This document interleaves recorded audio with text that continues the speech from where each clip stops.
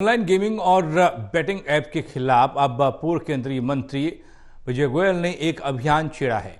इस ऐप को बंद करने की मांग को लेकर 16 नवंबर को जंतर मंतर पर एक बड़ा प्रदर्शन होगा।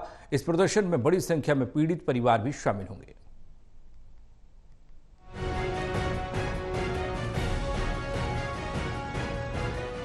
ऑनलाइन गेमिंग और बैटिंग ऐप के जरिए आज बड़ी संख्या में लोगों को न सिर्फ नुकसान हो रहा बल्कि इन ऐप्स ने लोगों के जीवन में भी एक बड़ी परेशानी खड़ी कर दी।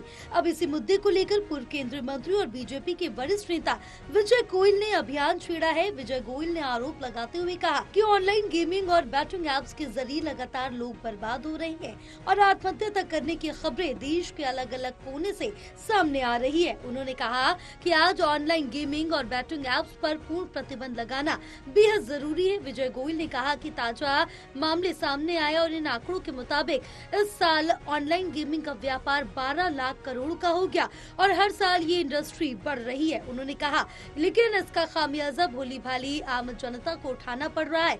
हजारों परिवार इन गेमिंग ऐप के जरिए बर्बाद हो रहे हैं। देखिए, सीधी सी बात है, हमारा काम है वातावरण तैयार करना ऑनलाइन गेमिंग के खिलाफ, जुए के खिलाफ, सट्टे के खिलाफ, इन ऐप्स के खिलाफ।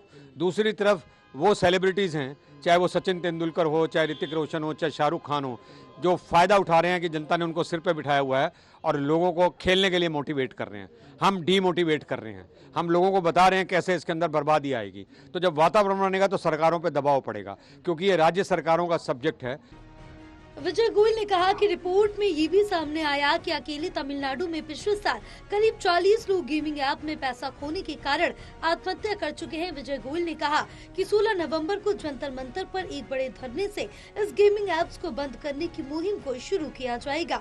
उन्होंने कहा कि इस धरने में बड़ी संख्या में पीड़ित परिवार शामिल होंगे। इसलिए जाहिर तौर पे साउथ की कुछ स्टेट्स ने इसके ऊपर बैन किया है, पर जरूरी है सबसे ज़्यादा अभी बैन करने का। देखिए ना, 5 साल पहले तक जो संख्या सिर्फ 20 लाख थी, आज 20 करोड़ हो गई है खेलने वालों की, और कहते हैं 2027 तक ये 50 करोड़ हो जाएगी खेलने वालों की संख्या।